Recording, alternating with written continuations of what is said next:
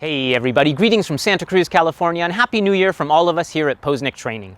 In today's short video, we're going to share 3 powerful tips that can help you make goals and resolutions that you will be sure to keep. Let's jump right in.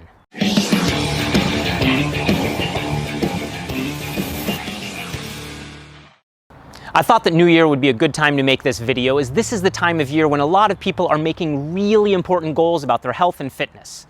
Unfortunately, studies show that only about 5% of people actually accomplish their New Year's resolutions.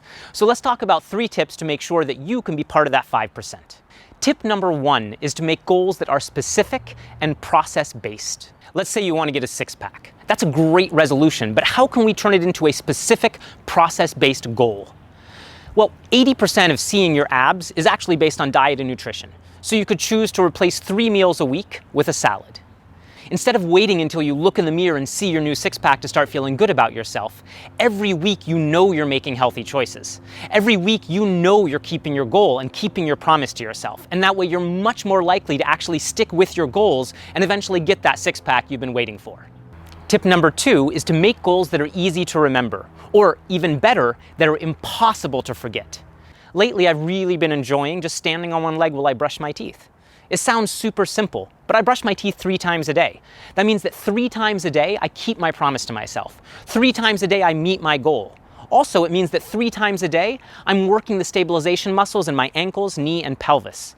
That way, when I do go to hike or do acrobatics or lift weights, I can move more easily and lift more heavy than I would if I didn't keep to this simple daily ritual. Also, I have a pull-up bar in the doorway of my bedroom. I keep a medicine ball on the ground in the kitchen. Our piano bench is a workout bench, and my adjustable dumbbells live on the floor in our living room. That means that when I'm walking into my bedroom, I regularly stop to do a quick set of pull-ups or even just to hang for a few seconds. When I'm waiting for my food to cook, I pick up the medicine ball and do a few quick reps instead of checking my phone. And with my bench and dumbbells in the living room, I am constantly reminded to pop in a few sets or even to do a full home workout when I don't have time to hit the gym. I'll include links for some of my favorite home workout gear in the description below. That said, you don't have to spend any money. Remember that you can always fill an old paint can or a cooler with some sand or some water to make some weights. You can put a note on your stove to remind yourself to do a set of push-ups while the water boils. Or you can always do a few quick bicep curls when it's time to feed the cats. Just keep it simple and keep it visible. And tip number 3 is to record your success. I am a huge fan of congratulating and rewarding yourself. The more you reward yourself for making good choices, the more you build that solid base of consistency, and it gets easier and easier to keep your goals. So I make a weekly chart and I fill it in each time I keep a promise to myself. It can be a complex chart with multiple weekly goals, or it can be as simple as just a single line with one little box for each day.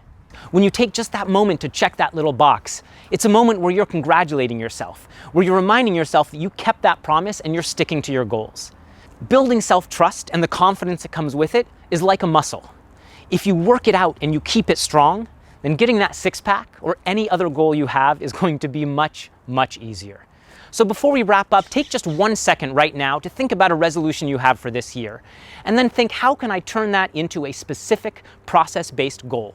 And if you'd like, feel free to share it with us in the comments below. I'm David Posnick with ProcessBased Training, wishing you a Happy New Year.